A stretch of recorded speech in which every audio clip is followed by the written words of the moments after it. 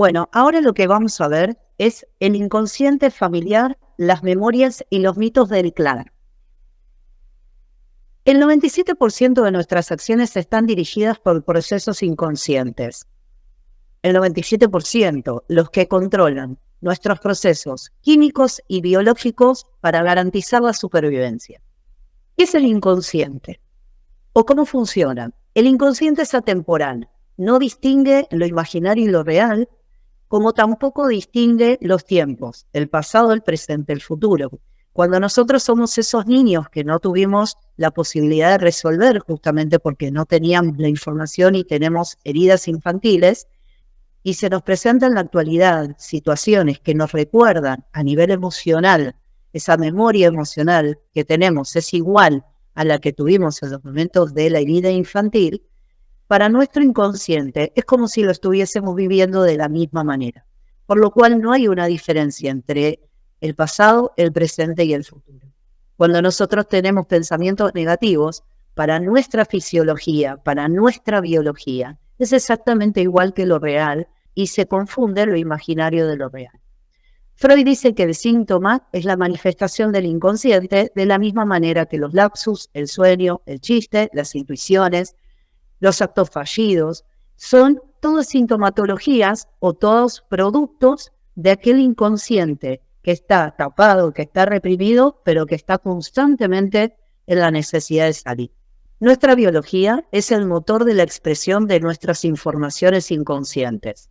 Se pone de manifiesto para nuestro cerebro y va a generar lo mismo. Esa información que nosotros recibimos de la afuera va a generar el mismo impacto fisiológico, porque nuestros sistemas se van a poner en comunicación. Si yo tengo una información o un pensamiento negativo o un impacto a nivel estresante, mi cerebro va a empezar a emanar sustancias o neurotransmisores donde le va a informar a nuestro sistema de defensas y a nuestro sistema hormonal como para poder llevar u orientarnos a la supervivencia. Como les contaba antes, esto que yo les decía, se puede pensar que lo ocurrido quedó tapado, olvidado y superado, pero si realmente nos enfrentamos a cualquier situación o a un contexto similar en cuanto a la emocionalidad, va a ser exactamente lo mismo que cuando nosotros hemos vivido alguna otra situación que nos generó un impacto, es porque realmente ese suceso traumático sigue ahí. No se superó, se pudo haber tapado, se pudo haber reprimido por cuestiones de supervivencia, se pudo haber negado, uno se puede disociar, pero el trauma sigue activo en ese momento. Hay una huella anémica que queda inscrita y que dice dónde defendernos de aquello que lastima, ¿no? Y no solamente tenemos esta información en nosotros mismos, según nuestras experiencias personales, sino que además la vamos a tener de nuestra información transgeneracional, ¿sí? Que esto se va a ir transmitiendo a partir de la epigenética de generación en generación. El inconsciente es inocente.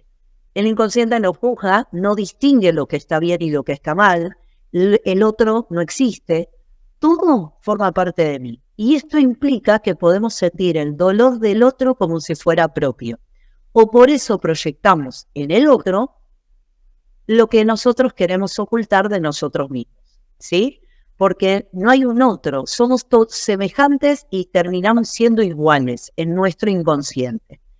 El inconsciente individual insinúa la existencia de otro estado más profundo que trasciende la experiencia personal.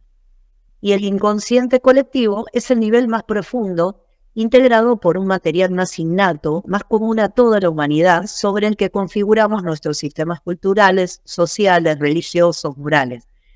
Aquellos que hacen que tengamos filtros o estemos condicionados en el actuar. Son constructos sociales, son arquetipos condicionantes que generan que actuemos y pensemos que las situaciones tendrían que ser de una forma o pensemos que se tiene que actuar de una forma determinada, pero no pudiendo ser flexibles ni pudiendo adaptarnos a diferentes situaciones.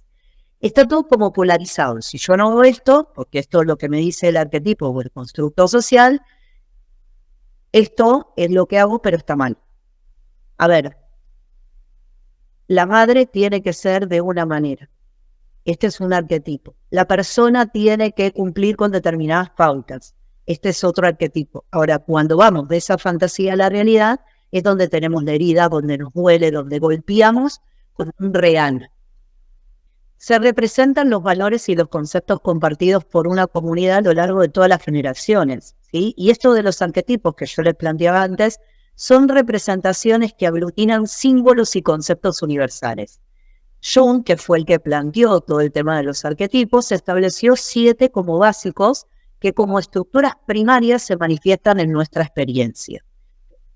Por ejemplo, persona, sombra, ánimo y ánima, niño, anciano, madre, ¿sí? Son todos arquetipos, son lo que tendría que ser uno, a donde nosotros tendríamos que aspirar. Igual no deja de ser una fantasía y como les decía antes, cuando uno ve lo que realmente es una realidad, nos duele mucho más. Entonces, si empezamos a pensar de la diferencia del inconsciente individual, del inconsciente colectivo, pasamos también al inconsciente familiar o al inconsciente del clan. El inconsciente familiar es una especie de inconsciente colectivo a pequeña escala, como decíamos recién, que comprende los mitos y las memorias familiares. A ver, el inconsciente familiar entonces refuerza el sentido de pertenencia al grupo y la identidad de sus individuos justamente está sobre la base de una novela familiar, de mandatos, de arquetipos, de distintos inconscientes individuales que van a formar este inconsciente familiar con sus normáticas, donde va a ser que la obligación va a tener que ser respetar este inconsciente familiar con estas pautas para sentir esa pertenencia, y el sentirse perteneciente a ese clan o a ese grupo va a hacer que uno sobreviva. Entonces, romper con estos parámetros le va a generar a uno un sentimiento enorme de culpa porque no está respetando esa moralidad y también hace que se sienta excluido. Y entre nosotros también tenemos que pensar que nosotros muchas veces elegimos ser diferentes y hacer cosas diferentes a esos mandatos. Pero tenemos que tener un proceso para poder hacernos cargo y poder hacer esa diferencia. No hay ovejas negras de la familia, hay ovejas diferentes y uno se tiene que hacer cargo de esa diferencia, porque lo diferente asusta, porque lo diferente invalida y porque ya van a ver que verdaderamente la sombra es una proyección en el otro de lo que no nos gusta de nosotros mismos. Entonces, si hay una presentación de lo diferente, me va a representar a mí o lo que yo no pude lograr o lo que no me gusta en mí. Entonces también va a ser tratado de ser excluido o eliminado. Pero uno tiene que hacerse cargo de cuando elige ser diferente, ¿no? Pasar a ser protagonista. Varias generaciones se relacionan y se desarrollan bajo el influjo del inconsciente familiar, ¿sí? Afectadas justamente por los mitos, las creencias, los sucesos traumáticos y esas memorias reprimidas que van padeciéndose de generaciones anteriores. Y se transmiten todas esas situaciones que fuimos nombrando, mitos, creencias, sucesos traumáticos, memorias reprimidas, de una generación a otra. Y esto es lo que va conformando al clan y que repercute realmente en el inconsciente familiar y justamente repercute tanto en los miembros que están como de alguna forma los que no están dejaron en los que están esa transmisión de todo aquello que no se pudo solucionar. Entonces son todas las vicisitudes familiares, las enfermedades, las tragedias y los traumas que tienen justamente el sostén o la estabilidad para garantizar esa propia supervivencia. ¿Qué significa esto? Que lo que yo no hice o lo que yo pude hacer frente a una situación traumática, frente a una tragedia, le voy a pasar a otra persona, generacionalmente hablando, de aquello que yo justamente no pude solucionar, porque lo pude enfrentar, pero no pude procesarlo, entonces lo transmito. Y la otra persona va a recibir tal vez una creencia limitante como que eso ayudaría, como una herramienta, como si eso ayudara a resolver esa situación. El clan familiar penaliza las disidencias y los anhelos de libertad justamente individuales, así como el desarrollo de la conciencia de cualquiera de sus integrantes, porque estas iniciativas implicarían la posible aparición de situaciones novedosas y desconocidas que pueden justamente ocasionar la inestabilidad y poner en riesgo la supervivencia del grupo, ¿sí? Por eso asusta, por eso se rechaza. Entonces, ¿qué pasa? Acá estamos, de alguna manera, en una transición, en una disyuntiva, donde ante esta amenaza el disidente debe optar entre la identidad, la protección, la seguridad y el sentido de pertenencia que le aporta al grupo su deseo de libertad y desarrollo al margen del clan. Son precisamente esas iniciativas valientes y desafiantes las que van a enriquecer y hacen progresar al clan, pero para eso uno tiene que hacerse cargo de que elige ser diferente, ¿sí? Es el ejemplo claro que da Kanga cuando habla del héroe que emprende su propio camino para fomentar esa toma de conciencia y la emulación entre los demás del clan que no se renuevan, que pertenecen unidos, pero son rígidos e inalterables. Y de alguna forma, si uno se mantiene en esta estructura tan sólida, termina realmente llevando a una desaparición. En cambio, si hay un movimiento, si hay de alguna forma un cambio, una evolución, hace que esto siga creciendo y se siga como desarrollando. Por eso, generación tras generación, lo que se intenta es sanar aquello que se viene transmutando o transmitiendo de generación en generación. Cuando hablamos de transmisión transgeneracional, podemos pensar desde una repetición o desde una identificación. Freud introdujo la noción de transmisión hereditaria subrayando el fenómeno de la repetición de prototipos de relación entre distintos miembros del clan familiar y las identificaciones entre generaciones. En la década de los 70, los psicólogos húngaros Abraham y Torok incorporaron el concepto de transmisión transgeneracional en sus trabajos sobre conceptos transgeneracionales, valga la redundancia, como el duelo, las identificaciones y el fantasma o yaciente. La transmisión intergeneracional es consciente y se produce entre dos generaciones consecutivas en contacto directo. Comprende aspectos como las costumbres o las habilidades. La transmisión transgeneracional, no intergeneracional como antes, es inconsciente e implica a generaciones no necesariamente consecutivas, y el principal contenido de esta transmisión son los traumas y los secretos familiares. Los padres depositan en sus hijos diversos aspectos, actitudes y valores de sí mismos, y también les asignan muchas veces inconscientemente tareas a realizar entre ellas. Reparar humillaciones, vengarse, lo sufrido por el clan, o, por ejemplo, elaborar duelos pendientes. Y estos mandatos pueden llegar a representar realmente una carga pesada emocional para los hijos, que desde la concepción se identifican como si fueran propios con los comportamientos y emociones de los padres, de sus abuelos, de sus bisabuelos, son 4 generaciones, buscando con ellos su integración y reconocimiento como miembros del clan. Y esta actitud de los hijos constituye la premisa básica de la teoría de la imitación social que se desarrolló en los años 60, ¿sí? Por el psicólogo Bandura. Según Bandura, ¿qué decía? Que en el proceso de sociabilización de los hijos resulta trascendental la imitación social de los modelos observados principalmente por los padres. Fíjense cómo nos transmiten tantas costumbres, tanta moralidad, tantas estrategias, herramientas, y nosotros lo tomamos como si fueran propios.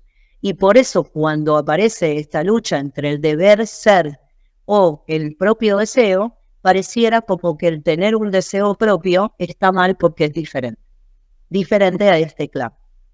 Inconscientemente el ser humano tiene una necesidad biológica prioritaria de conservación y de supervivencia, como les decía antes, así también como una necesidad de transmisión genética y cultural a sus descendientes, y ese es el inconsciente familiar. Desde que es concebido recibe ideales y referencias identificatorias, creencias, mitos, ritos, ideologías, representaciones y mecanismos de defensa que cada uno lleva en su inconsciente individual. Es la huella del clan, son las memorias y las informaciones de los padres y de los ancestros.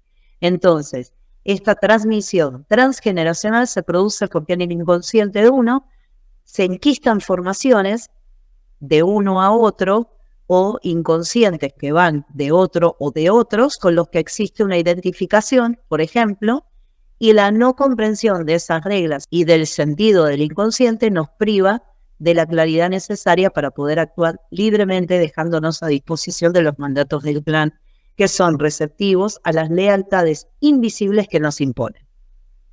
Porque justamente los mitos, creencias y fantasías inconscientes del clan aportan cohesión y de ese modo refuerzan la identidad personal y grupal y permiten que los miembros de la familia sientan esa permanencia al grupo y no solo que acepten, sino que también asuman tanto el sistema de reglas internas como la asignación de roles, ¿no?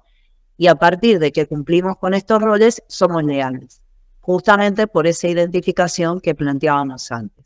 Entonces, la transmisión incluye equipajes dispares, como por ejemplo talentos, recursos individuales y familiares, pero también secretos y dificultades que no quedaron resueltos en su momento. Entonces, la transmisión se articula sobre todo a través de lo negativo, lo traumático, ya sea en forma de secretos, de lo no dicho, silencios. Si una experiencia con fuerte carga emocional no es metabolizada, comprendida o expresada, puede convertirse en un elemento inconsciente enquistado que se transmite en distintas generaciones. Y así es como que surgen las alianzas inconscientes o las lealtades invisibles. Para que ustedes se den una idea de la importancia de esto, Freud afirma que la repetición es una forma de rememorar que ocupa el lugar del recuerdo. El miedo a la exclusión va parejo al miedo al futuro.